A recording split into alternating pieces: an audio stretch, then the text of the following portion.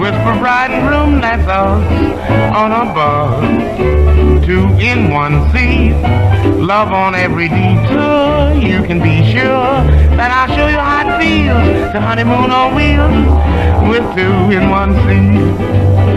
Slow down, Route 27 is the nearest thing to heaven I know. Speed up, start hitting 60 and my heart will jump and thump. Oh, oh, what a bump. Us on a bus, kisses intimating that we're waiting till it's time to light the lamps. Hit the third camp, that's us on a bus, yeah.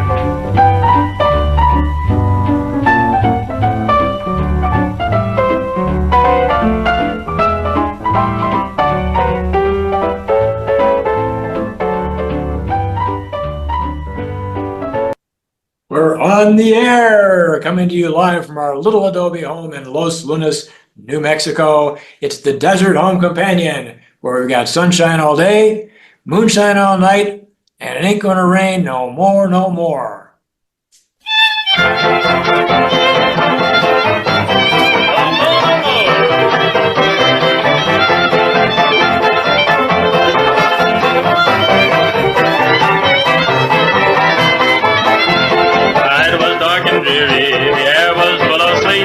The old man stood out in the storm, his shoes were full of feet. Well, it ain't gonna rain no more, Lord, it ain't gonna rain no more. Now the world in the old hotel, it ain't gonna rain no more.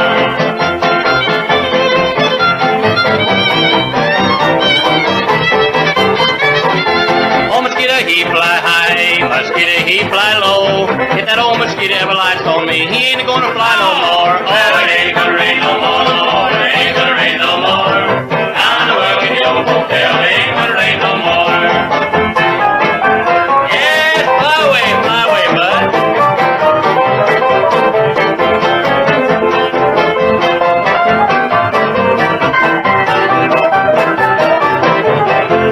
The butterfly flits on the wings of gold and June bug wings of flame. The bed bug has no wings at all, but it gets there just the same. Well, it ain't gonna rain no more, Lord. It ain't gonna rain no more. Now the world in the old hotel ain't gonna rain no more.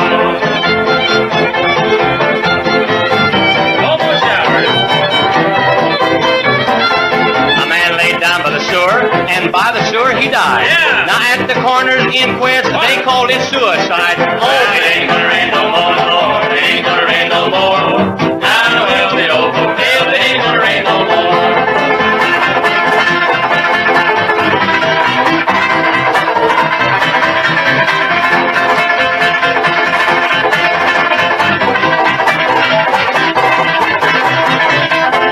The lightning flashed, the thunder roared, it was an awful storm. The old cow throwed her tail in the air and she ran right to the barn. Well, it ain't gonna rain no more, Lord. It ain't gonna rain no more. Now the world in the old hotel, it ain't gonna rain no more. Welcome to the Desert Home Companion. Here we go. Welcome after our long hiatus.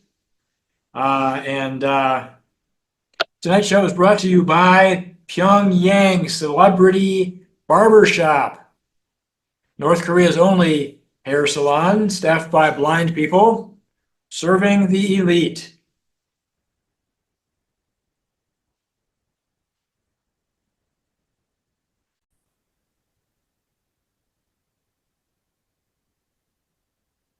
Pyongyang Barbershop, thank you for sponsoring us tonight. We have a hand raised. Is there a comment or is that an accident? Michael, you had a hand raised.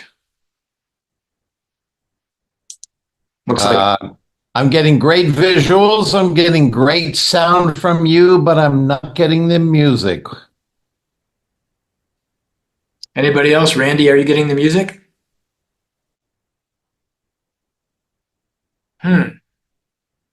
Strange. Linda, are you hearing the music?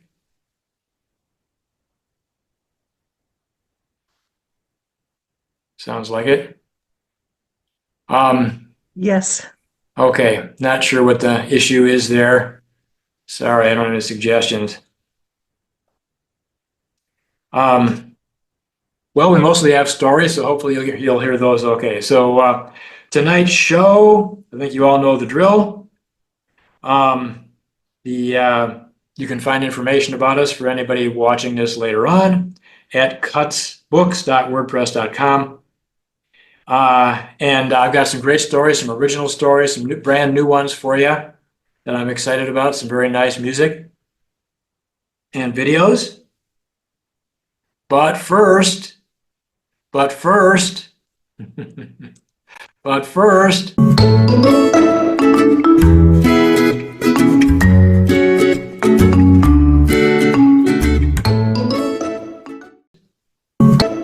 but first, the news. In tonight's news, we're actually going to start with a moment of wisdom and inspiration.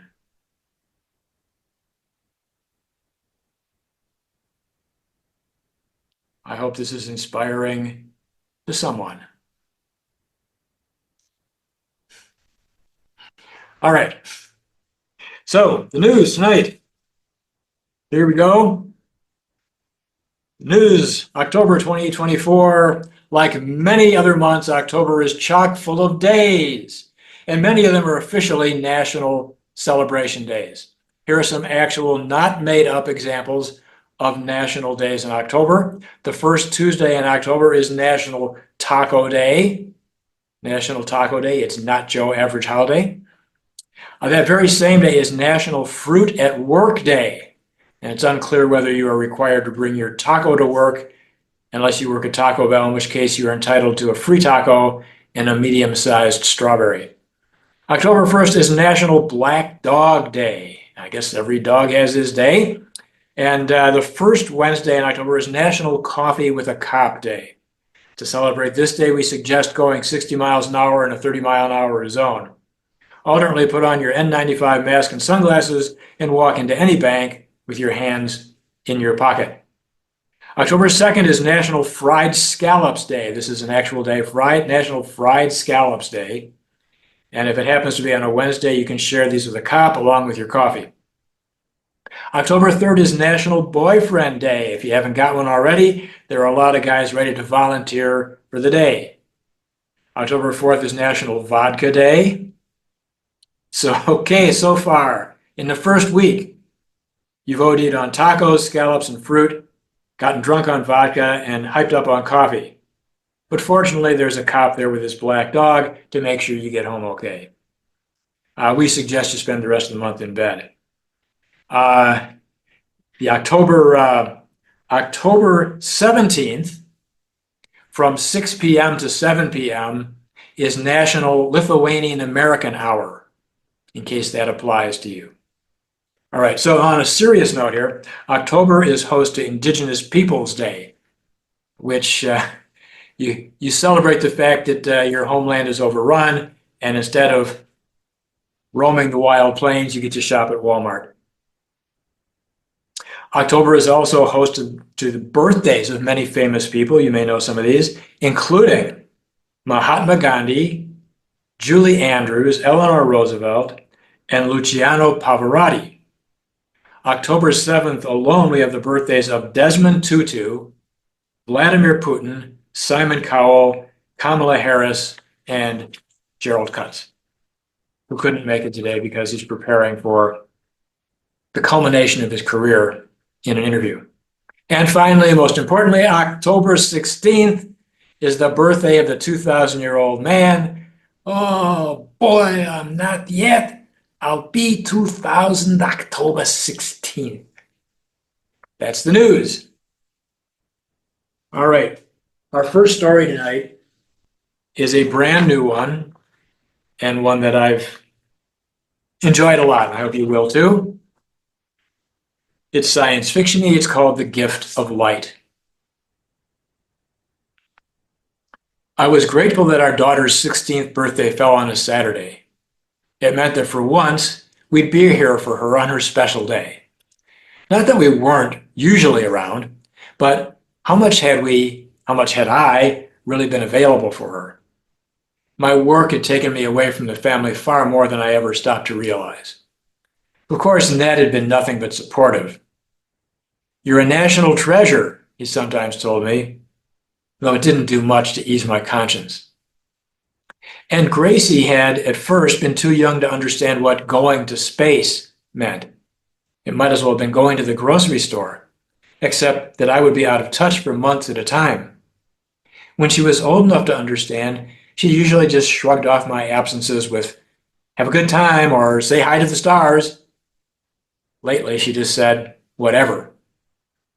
So I suppose there was more than a little guilt behind the extravagant gift we'd gotten for her 16th. Ned and I had gotten up early, more out of habit than any particular plan.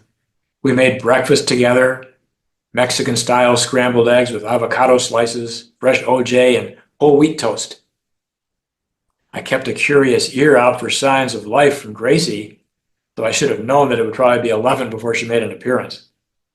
I found my eyes darting from the hallway to her room, to Ned, out to the yard where her present waited.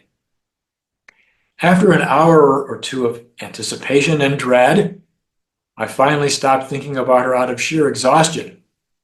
You'd think that someone who had spent months cooped up in a space capsule would have more patience. Apparently, the cold, merciless vacuum of deep space is less intimidating than a teenager. When Gracie finally emerged, my heart skipped. My little girl, 16 years old. How could the time have slipped by so quickly? The saddest part was that she would not be able to understand my feelings. It was a one-way love, at least until someday when she had a child of her own. I wiped my eyes before she could notice. "Happy birthday, sweetheart," Ned and I shouted cheerfully. Gracie grinned her funny, crooked little grin. "Are you ready for your present?" I asked. "Sure." I took her hand and we all marched out to the driveway where a brand new silver Subaru wagon stood with a huge pink ribbon around it. "Oh, thank you?" Her head dropped. I held my breath, looked at Ned, who looked back at me. Gracie was sobbing. I'm really sorry. I just can't show up at school in this. They'll laugh at me. My friends all have really cool cars like pink ones or convertibles. This one's so boring." She let out a loud sob and ran into the house. "This is a really practical car," Ned shouted after her, as if he were trying to convince all of us. He paused. "I guess that's the problem." My jaw tightened. "No, that's not the problem," I said, and marched into the house. I knocked on Gracie's door. "I don't feel like talking." "I do," I said, and opened the door. "I'm sorry about the car," I said, sitting on the bed. "We probably should have asked you first, but we really wanted to surprise you. We can trade it for something, but that's not what I want to talk with you about." She looked up, her face tilted slightly in confusion. "I want to talk with you about gifts from the heart. I want to talk with you about love." I was a little surprised at my own words. "When you land on a new world," I continued, "you're an alien stranger. Your life depends on the goodwill of whatever creatures meet you. It's not unlike being born. I've visited 5 alien planets. Each time I arrived completely vulnerable. Each time I was met with love and wonder. You're almost an adult. I want to share with you what love really is. Far beyond what kind of car your friends think is cool. Light years beyond." I went to my room and came back with a small box made of a smooth, green-blue grained material. "I don't think I've ever shown this to you." I held it out and she took it, her fingers running over the surface. "Before your dad and I were married, I had a love affair." Gracie grimaced and I gave her a get real look. "With an alien. I can't tell you whether it was a male or female. Those categories didn't apply. And it wasn't physical, but it was the deepest love I've ever felt." Gracie lay back against her pillows. I expected at least a brief eye roll, but she seemed to realize that I was serious. My first interstellar mission 18 years ago was to a system we had named Twilight. We had detected a set of planets around what appeared to be a dead star. And even though there was no sunlight, one planet had signs of life. We called it Nightfall. Of course, you've read the history, but you've never heard my story. 5 months in stasis, another month piloting my ship manually. It kept me busy. The loneliness never bothered me, and I didn't let the cold silence of space get to me. But when I lowered my ship onto the surface of Nightfall, I was shaking with terror. I was about to become the first human to meet the beings of another planet. For all I knew, they would destroy me instantly. As you know, there were intelligent beings there. When I opened the hatch onto that world, they were there to meet me.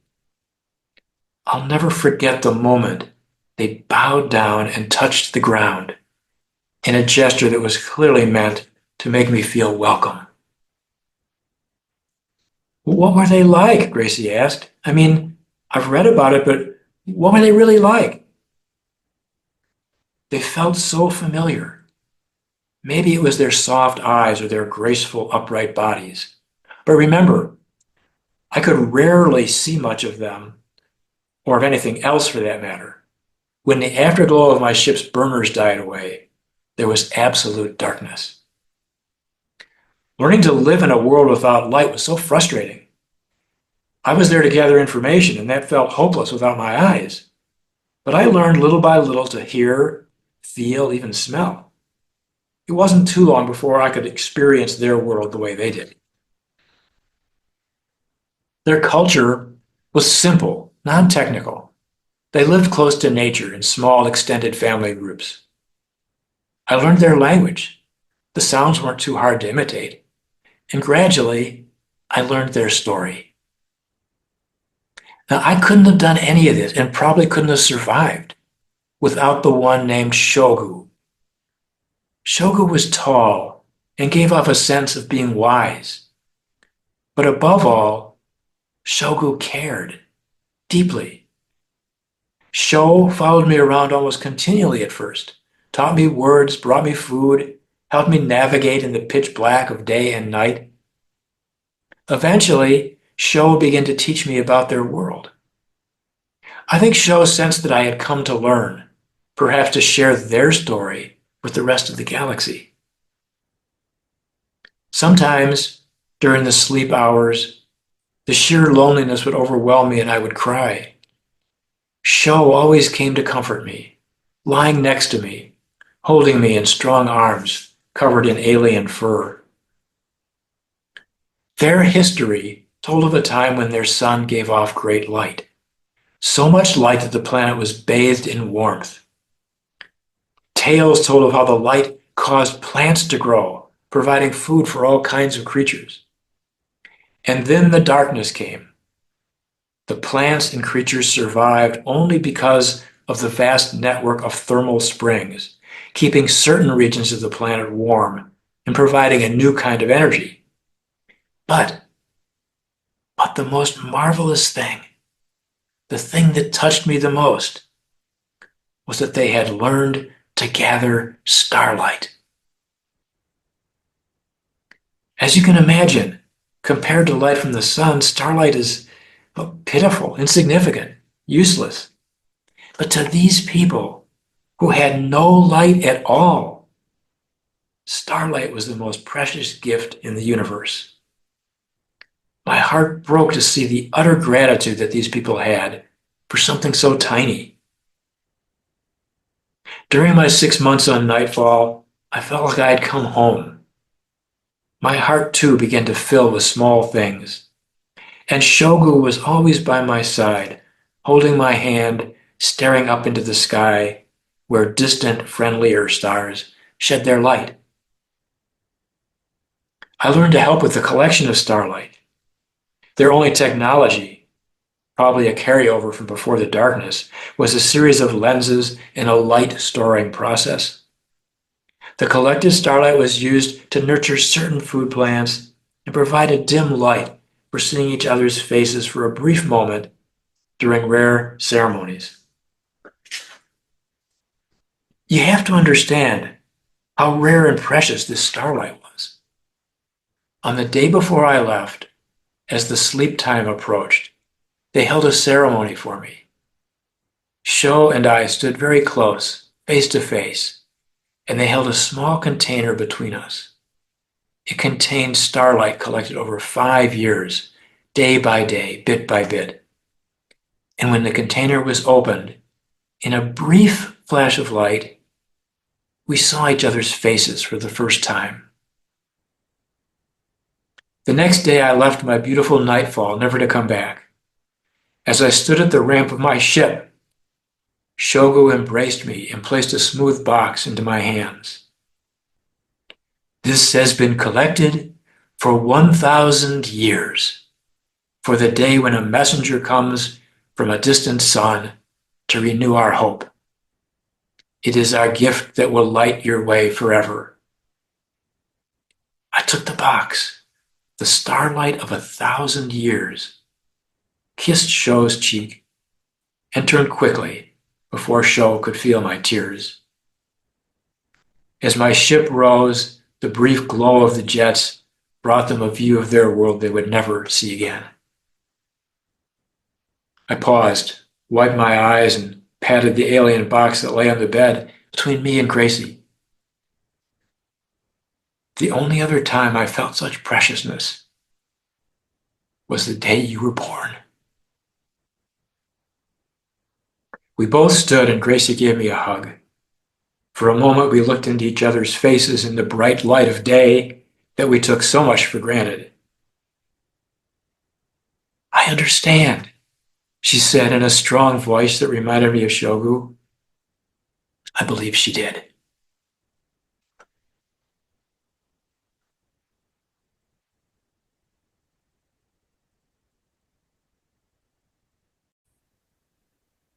From this distant vantage point, the Earth might not seem of any particular interest. But for us, it's different. Consider again that dot. That's here. That's home. That's us. On it, everyone you love, everyone you know, everyone you ever heard of, every human being who ever was, lived out their lives. The aggregate of our joy and suffering, thousands of confident religions, ideologies, and economic doctrines, every hunter and forager, every hero and coward, every creator and destroyer of civilization, every king and peasant, every young couple in love, every mother and father, hopeful child, inventor and explorer, every teacher of morals, every corrupt politician, every superstar, every supreme leader, every saint and sinner in the history of our species lived there, on a mote of dust, suspended in a sunbeam. The Earth is a very small stage in a vast cosmic arena. Think of the rivers of blood spilled by all those generals and emperors, so that in glory and triumph they could become the momentary masters of a fraction of a dot. Think of the endless cruelties visited by the inhabitants of one corner of this pixel on the scarcely distinguishable inhabitants of some other corner. How frequent their misunderstandings, how eager they are to kill one another, how fervent their hatreds. Our posturings, our imagined self-importance, the delusion that we have some privileged position in the universe, are challenged by this point of pale light. Our planet is a lonely speck in the great enveloping cosmic dark.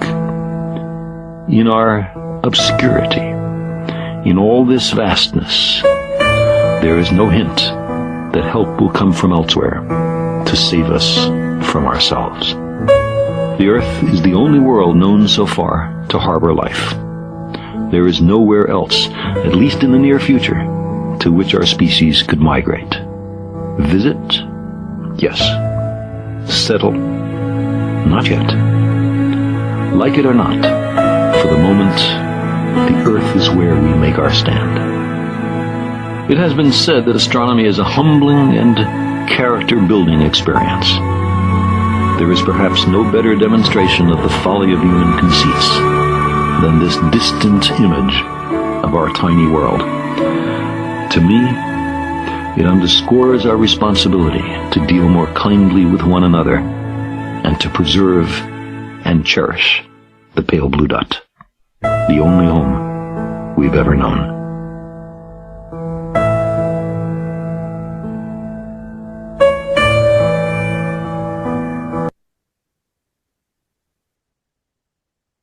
Pale blue dot. Next story is sort of cosmic as well, in a lighter vein. It's called The Consultant. And it's sort of based on a consultant that a close friend of mine has worked with over the years. The Consultant. There was a knock on the door. God wiped his hands on his pants, stepped over to the door, and turned the knob. "Come on in, Emiliano. Thanks for seeing me on such short notice." "My pleasure, Your Almightiness. I had another client cancel at the last minute."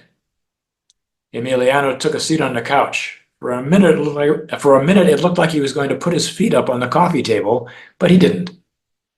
"How was your weekend?" "Great," God said. "That was one of your best ideas. Work 6 days, take one off."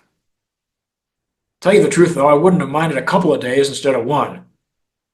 "Hey, well, some of my clients have tried a 2-day weekend. Why don't you give it a shot? You can always change back." God thought for a minute. "The only thing is that I'm having trouble keeping track of the days." "I anticipated that when you told me that you were calling each day today. Some of my clients give days different names, like Moon Day or Sun Day. You can name a day after yourself, like my client Woden does. He also has one named after his kid, Thor." "Well, I don't have any kids." Don't worry. I'm Jewish, so I think we'll just keep it that way. How's the rest of the project going?" Good, God said, briefly checking his fingernails. "I'm really starting to appreciate your suggestion to create a universe. I made 2 of each thing, like you put in your notes." "I hear a but coming, Your Almightiness." "Yeah, but a couple of things. Okay, first, a lot of the creations keep asking me for help.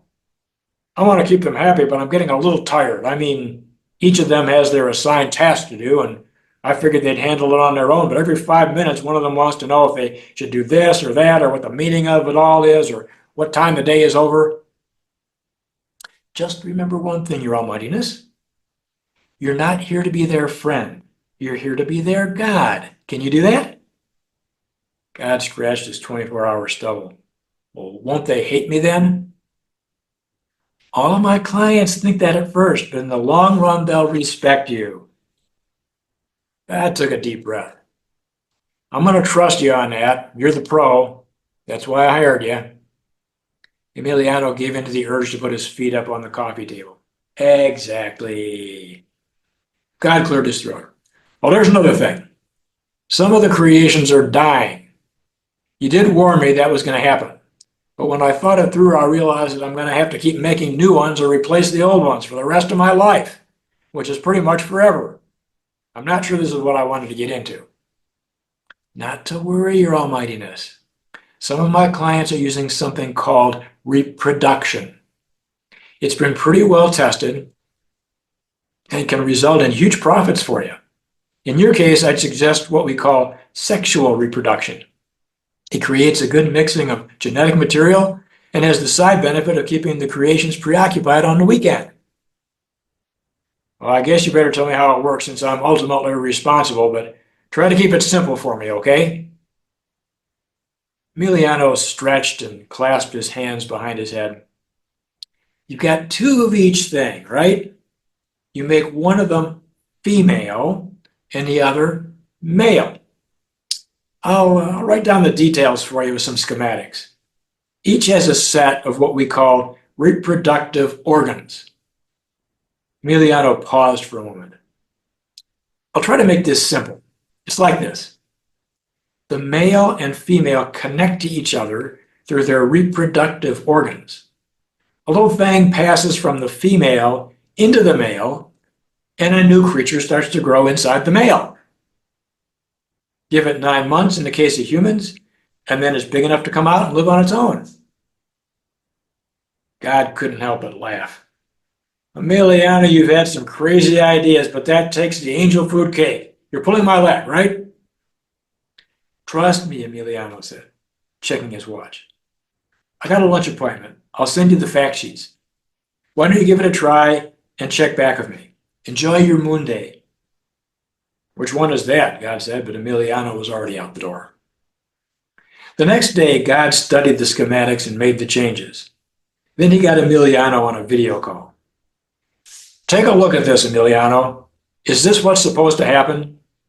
He shared his screen and both of them zoomed in on Earth, where a female and male human were attempting to connect through their reproductive organs. Emiliano chuckled. They got the right idea. A little clumsy, but hey, it's their first shot. I think they'll get it if he stops obsessing over her ear. Keep an eye on them and call me in about 3 months. Ciao. He hung up before God could ask any of the many questions that were nagging at him. 3 months later, God put through another video call to Emiliano. I think something's wrong, God said. The man has become misshapen. Emiliano took a look. You can rest assured, Your Almightiness, that is exactly what's supposed to happen. The new human is growing inside him.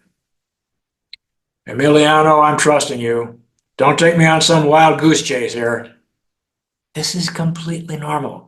In 6 more months, that new human will be big enough to come out into the world. Keep an eye on them and call me then. Gotta run. 6 months later, God called Emiliano into his office. Thanks for coming in. I don't think that man can go much longer like this. Have a seat. He pointed to the wicker chair in front of his desk, but Emiliano lowered himself onto the couch, where he could more easily see the video display of Earth. This is going to be a great learning experience for you, Your Almightiness. The miracle of birth. Look, he's lying down on the ground holding his belly. I think it's time. God wrinkled his brow. Tell me again how the new human gets out? Well, the same way it got in, through the reproductive organs. It's an ingenious and very efficient system. Here it comes. The man is pushing. Why is he yelling? Well, there's a little discomfort involved, but he'll forget about it once his new human is out. Through that reproductive hole, right? God asked. Yes. Isn't that kind of small? Emiliano scrunched up his nose. Oh, I see what you mean. Is that normal for the man to be screaming terrible things at me?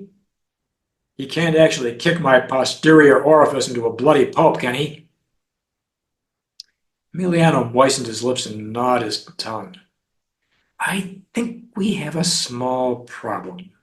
Not a big problem. I can just see a tiny design oopsie. Would you mind very much reaching down there and bringing that new human out into the world through divine grace? God straightened his shoulders. Am I going to have to do this every time? I'm not sure my board of directors will approve. No, just this once. Then I'll give you instructions for fixing the situation. After the new human was safely brought into the world, God washed his hands and sat down in an easy chair across from the couch, where Emiliano was finishing up some sketches on scratch paper. Small glitch. Look at this drawing. The new humans are going to have to grow inside the females. This will work, trust me. I don't know, God said. The females are not going to be very happy about this. Remember, you're not trying to be their friend, right? You're their God, Emiliano said cheerfully, and gods work in mysterious ways. What you mean is I haven't got a clue what I'm doing, and I depend on a consultant with an overactive imagination. Well, let's call it a day. Hey, I like that. There was evening, there was morning. Let's call it a day. I got a client who would pay big bucks for that. Can I use it? God sighed. Sure. Now get your feet off that coffee table and send me your bill at the end of the month. Emiliano stood up and grinned. Oh, I will. Trust me.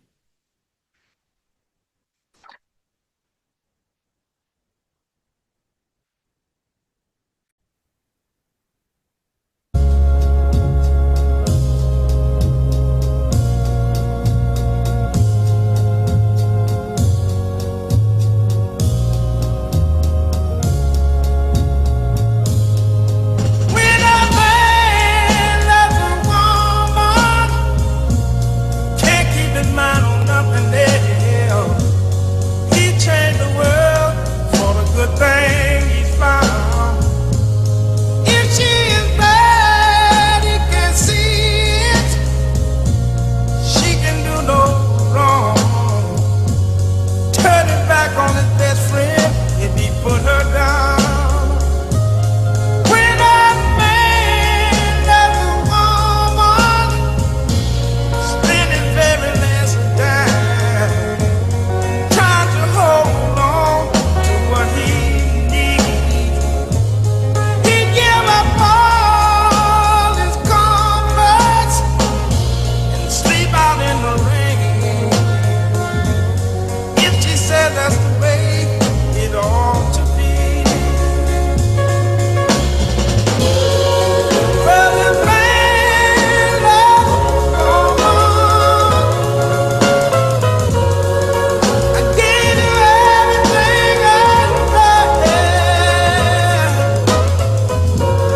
Trying to hold on to your chocolate love. Baby, please don't treat me bad. When a man loves a woman, down deep in his soul, she can bring him such misery. If she played for a fool, he's the last one to know. Loving eyes can never see. When a man loves a woman, he can do her no wrong. He could never hold some other girl. Yes, when a man loves a woman, I know exactly how you feel. 'Cause baby, but I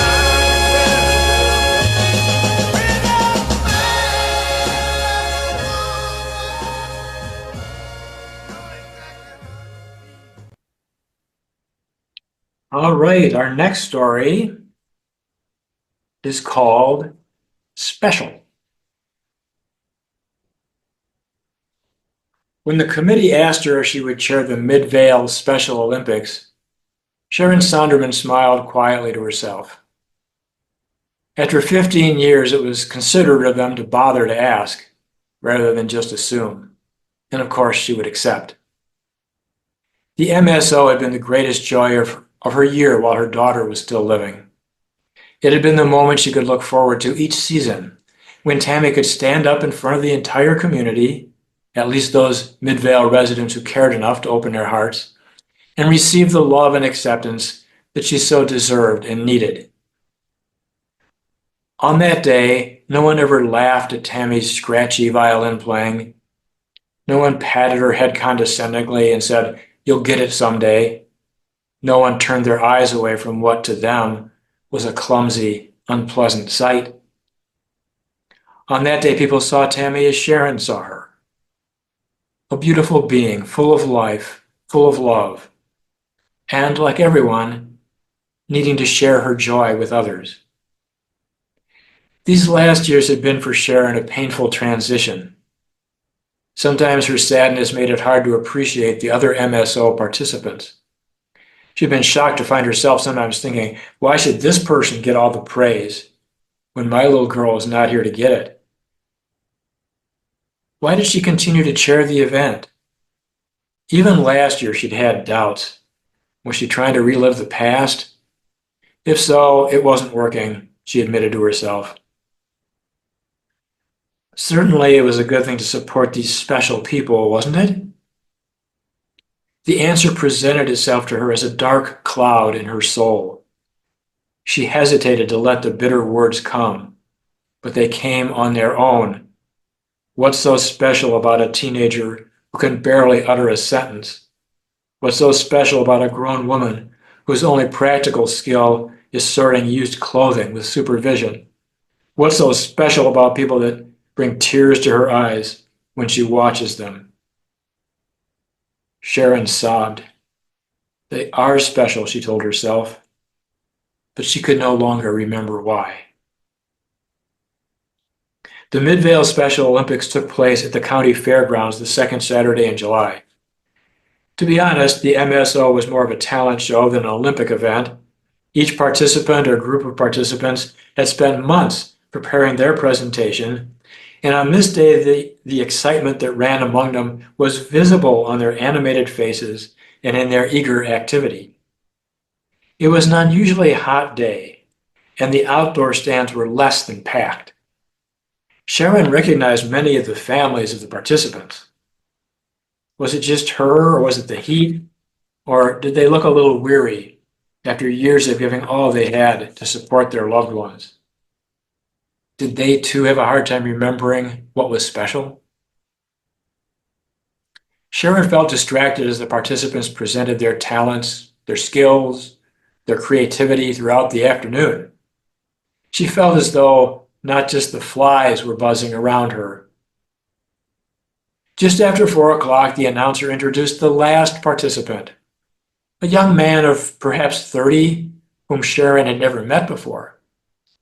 The young man stepped slowly over to the announcer and stood silently, a strange, slightly pudgy figure in his not very clean overalls. He looked very much like a janitor with an old broom clutched in his right hand. The announcer held out the microphone, and it was several minutes before he persuaded the young man to accept it. His head hanging slightly, the janitor peered around at the crowd as though he couldn't comprehend what they were doing there. Hey, everybody. A few hays came back to him in response.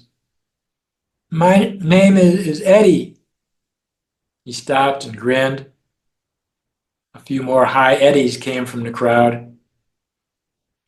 He spoke slowly as though he were trying to remember something. I like to clean stuff up. I like to clean stuff up. He emphasized this by banging the end of the broom on the stage. His grin stretched the width of his face, and his eyes took on a fresh gleam. Sharon noticed the faces in the audience brightened just a bit. Here's how I do it. He stood still. You can watch if you wanna. Then, as though it were a brand new Olympic event, he went about sweeping mostly invisible dirt off the stage. He did this for a full 10 minutes. Sharon looked around. People were beginning to pack up. Some were leaving, even though Eddie was still performing his cleaning up. Others continued to watch Eddie, and she thought they were wondering about the point. Finally, the announcer walked over to Eddie and tapped him on the shoulder. Eddie, that was a wonderful demonstration. I bet everybody would like to thank you for your great job. How about it, folks? There was a tepid round of applause. Can I come back next year? Sure thing, Eddie. Right, folks? Okay. Bye, everybody. Eddie waved wildly at the crowd, stuck the broom between his legs, and rose up into the sky. He was still waving as his figure disappeared in the distance. Sharon stared into the sky where he had been. Yes, she would definitely chair the committee next year.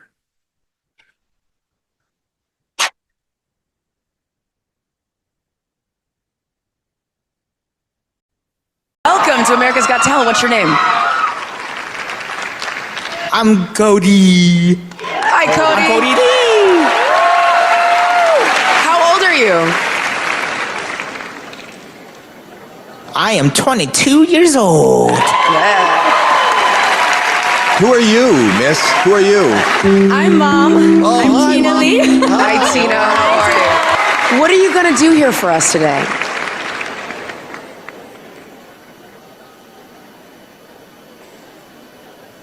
I'm gonna sing a song for you on the piano. I love it. Tina, tell us a little bit about Cody.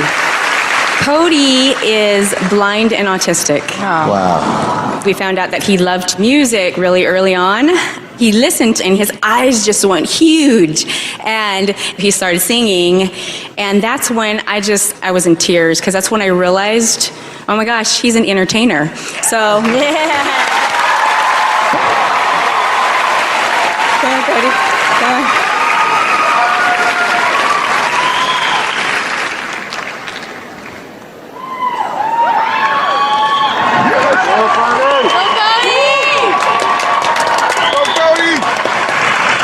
This is your time, okay? There's gonna be like 20 film cameras on you. Ready? Yeah. Go.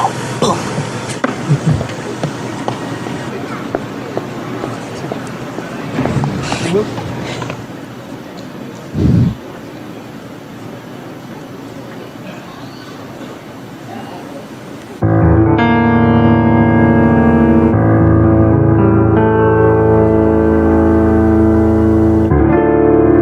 I've been to so many places in my life and time. I've sung a lot of songs and I made some bad rhymes. I've acted out my life on stages, 10,000 people watching, yeah. We're alone now, and I'm singing a song to you. I love you in a place, oh, there's no space or time. I love you from my life. You're a friend of mine. But when my life is over, remember we're together. We're alone now, and I'm singing a song to you.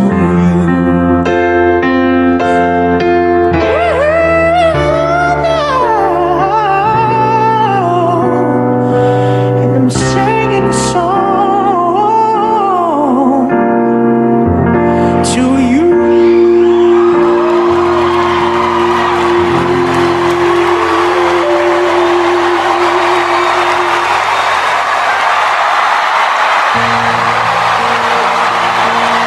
There goes my heart beating, 'cause you are the reason I'm losing my sleep. Yes! Please come. I'm a new judge this season, and I'm also a new mom this year. And congratulations. It's the toughest job I've ever had and the most rewarding job I've ever had. You just want to give your kids the moon, the stars, and the rainbows. And tonight, I'm gonna give you something special.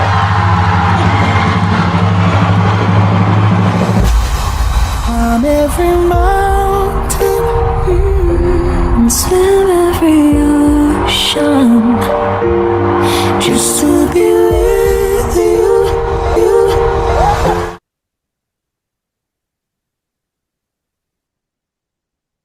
special.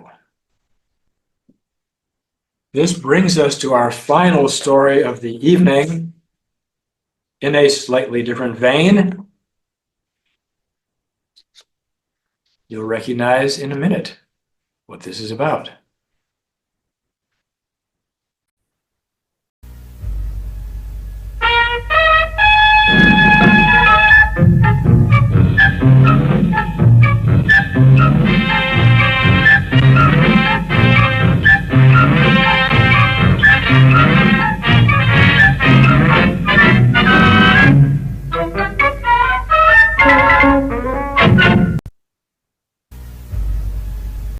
Peabody here, the world's only canine aficionado of classical music.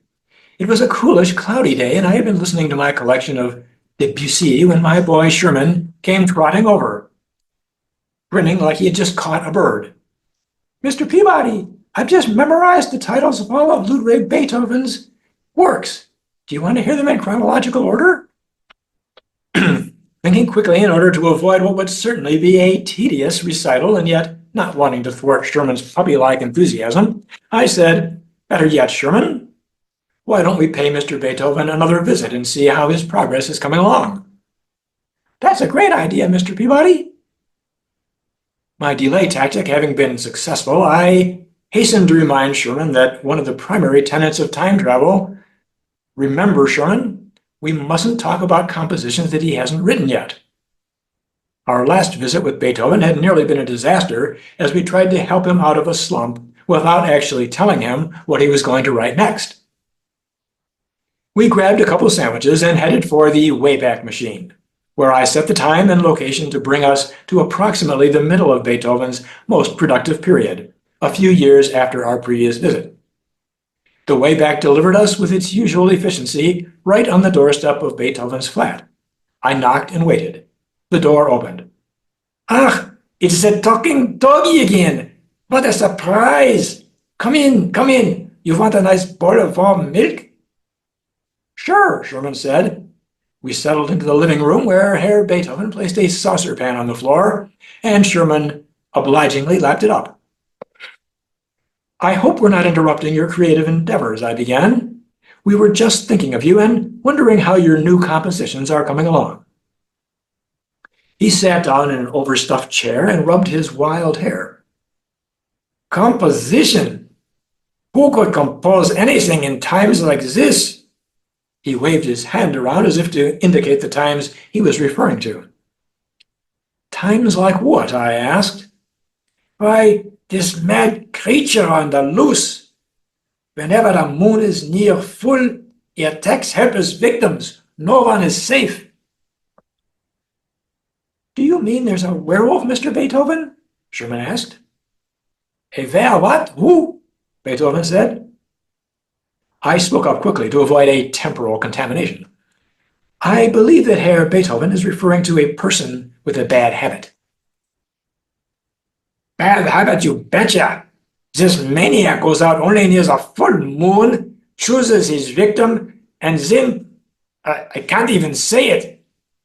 "Well, please give it a try," I said. "Well, he blows his nose on the sleeve. It's disgusting. I can't take any more of it. I gotta move out of here. See this?"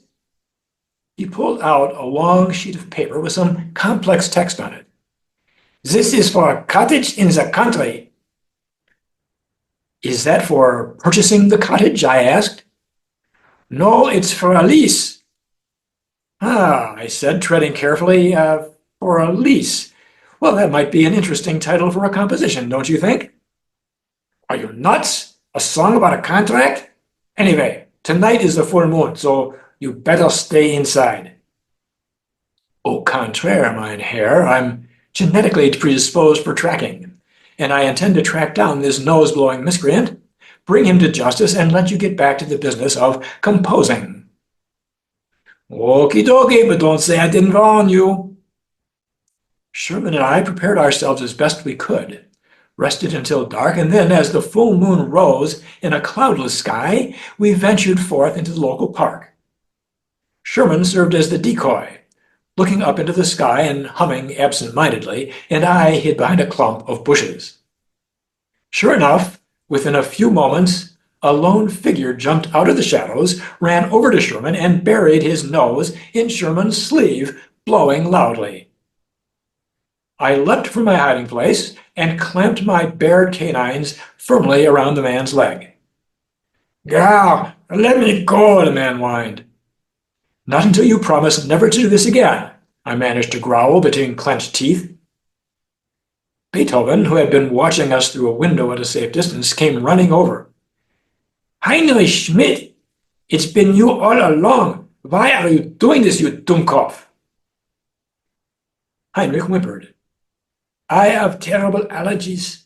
When I was little, my mother let me blow my nose on her apron.